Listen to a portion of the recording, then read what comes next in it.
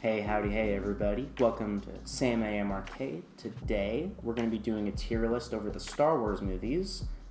I thought about maybe incorporating the TV shows, but that's going to be reserved for a whole nother video because there's a lot to dissect and talk about with each of those. And I just want to focus on the movies today. So without further ado, we're going to get right into it. And this is just my own opinion. Do I think it's the right one? Absolutely. But, if you have a different one, let me know down in the comment section. We can talk it out down there. And I definitely would like to see what everybody else thinks. It's always interesting getting to know everybody's list. So without further ado, we are going to start off with Star Wars Episode 2, Attack of the Clones. Now, this is a movie I watched a lot growing up. It came out whenever I was a kid. I loved the Obi-Wan Camino sequence with Jango Fett. Wonderful, absolutely superb. And the Colosseum with all the Jedi against all the Separatist droids was awesome. Dialogue's pretty clunky. George Lucas just, could have consulted somebody else for the script. Hayden Christensen was great, though. I liked his acting as Anakin. Dialogue aside, I think he portrays the character very well, and I don't know. I think there's a lot to like in the movie. It's not as political and space politics as The Phantom Menace is. The pacing I think works decently well, and I think I'm gonna put it in B for now. Just to start off, I think it's a good right in the middle. It's not the absolute best, but I think that it's far from the worst Star Wars film. Next, we have Episode 7, The Force Awakens, which this reinvigorated my interest in Star Wars, tenfold when I was in high school when this came out. I went to go see it 4 or 5 times. I loved Kylo Ren. I really liked Rey, Finn, and Poe. What are these new characters gonna do? What's their journey gonna be like? And I like the legacy characters returning. Han and Chewie was awesome. Seeing Leia was really cool. The whole map to Luke Skywalker thing was very mysterious, and I don't know, I just really liked it at the time. And I think it's the strongest sequel movie by far out of the Disney sequels. The choreography, and while it's pretty lackluster and they swing the lightsabers like baseball bats, I think that we could at least give it a C. It's definitely not garbage tier by any means, but it's just a really safe movie. It sets up some pretty cool questions, feels a little bit like A New Hope.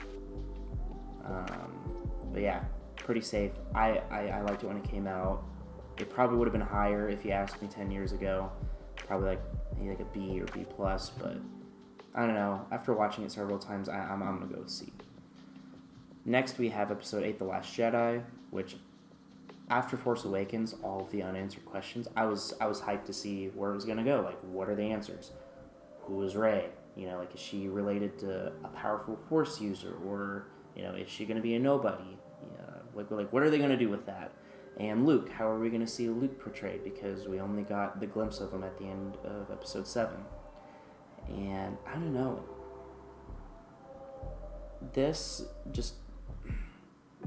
If it's its own standalone movie, and maybe it's seen as a Legends piece of content, I can enjoy the movie quite a bit, actually, compared to the other 2 sequel movies. But unfortunately, it's part of the trilogy, and I have to kind of look at it in that respect. And I don't know. First viewing of it in the theaters, I was like, wow, that's Star Wars, and just kind of blanketed all of that, and there was a lot of nostalgia seeing Luke again.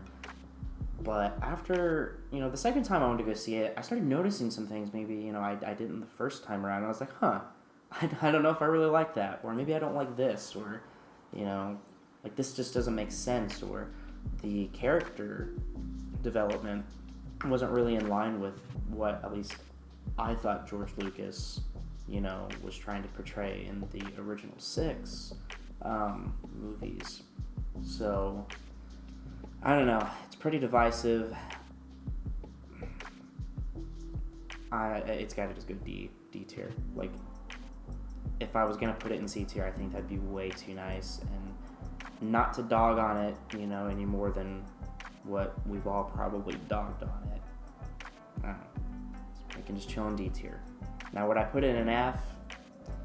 Probably not, because I still really love Star Wars. Kylo Ren did have good character development in it, but his character arc alone can't just carry the whole movie. So, next we have Episode 4, A New Hope, the movie that started it all back in 1977. This movie, growing up, I definitely watched it a whole bunch. I like it, and I think that there's a lot of merit, for what it did for all the other movies. However, I think that there's just like a lot of sleeper moments in the movie, and the pacing can just feel not just slow, but like it really drags in certain aspects. And part of me is like, I understand because it's the beginning of the story, and there's a lot of exposition and world building to kind of fill out. But on the other hand, if I'm comparing it to like all the movies, I'm like, well, it just, I don't know, I feel like there could have just been more, and that could just be a limit of how films were made at the time. But the special place that this one has in my heart, I'm going to put it in B tier, just because of what it did for the whole franchise. I personally like it. Alec Guinness did wonderful as Obi-Wan Kenobi. Seeing Luke, Han, and Leia for the first time was really exciting, and I think B tier is respectable. I know some people put it in A, but I think B tier is a little bit more of a fair place to put it. Next we have Episode 1, The Phantom Menace, which starts off the prequel trilogy. And as a kid, I watched this one probably almost as much as I watched Attack of the Clones. Like, those two movies were my go-to. Loved seeing Anakin, as this young boy, and he's very innocent, and, just the character development that they have for him at such a young age. I personally liked the relationship with his mom and seeing that dynamic. Liam Neeson as Qui-Gon Jinn, chef's kiss, absolutely wonderful. The pod racing was really, really nice to watch. I think that that's one of the coolest racing sequences in any movie. And the Duel of the Fates, wonderful song. Thank you, John Williams. And the Darth Maul fight. That kind of carries the movie a lot, in my opinion, because before we get to that, it's just a lot of space politics and trade stuff, and I don't know, there's like a lot of fluff. Like, the Anakin parts are cool, a lot of the Jedi stuff is really cool with Qui-Gon and Obi-Wan, and then the fight at the end.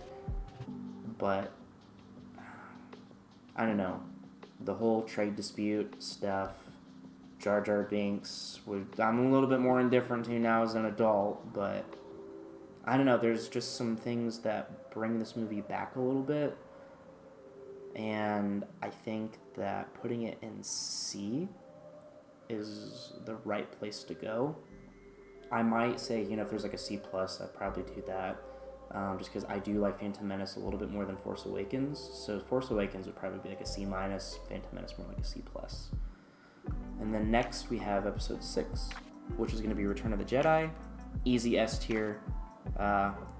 Best ending to a trilogy in cinema history, in my opinion. The Luke and Vader fight at the end, Anakin fulfilling the prophecy of the Chosen One, turning back to the light side to save his son. The Ewoks, who doesn't love the Ewoks? And I don't know, it's just so cool. Like, the whole movie is awesome. I used to rank this a little bit lower. Kind of almost, I would say maybe just A tier.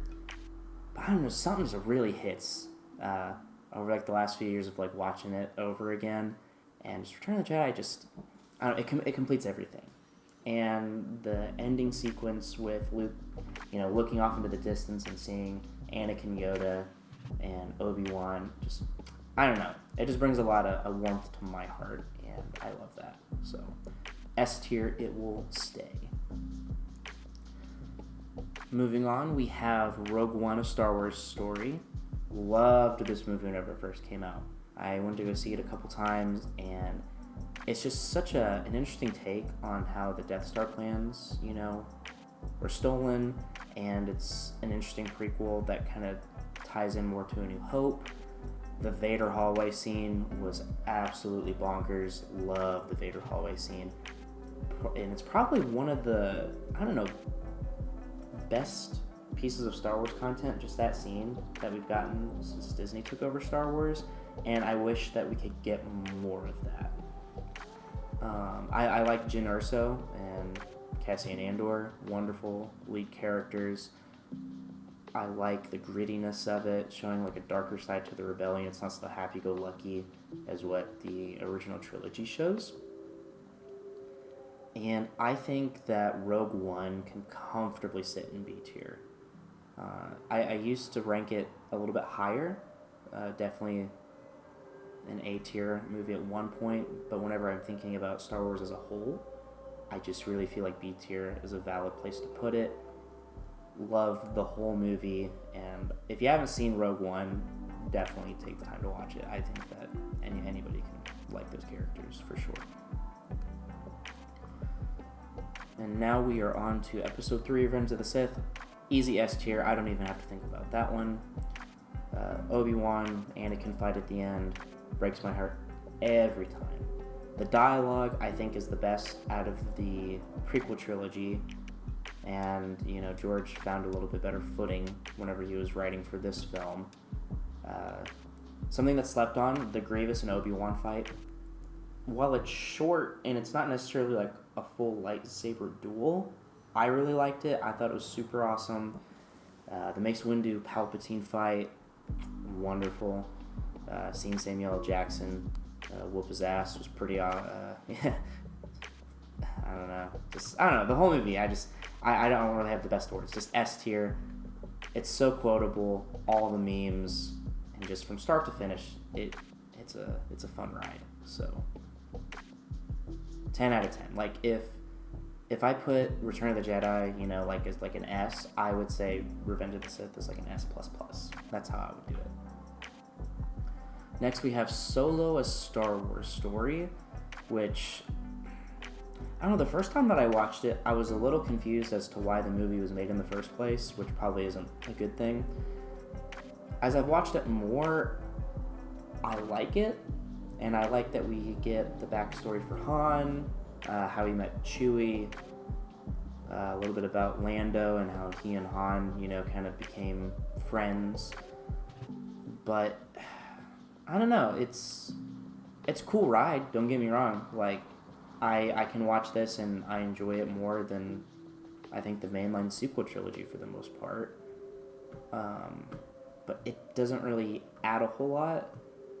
I enjoyed the Ray Park fan service moment with Darth Maul at the end, but they didn't really build on it. You know, we kind of like got that moment and then it wasn't really answered in like a show, and then there's not been a follow-up movie.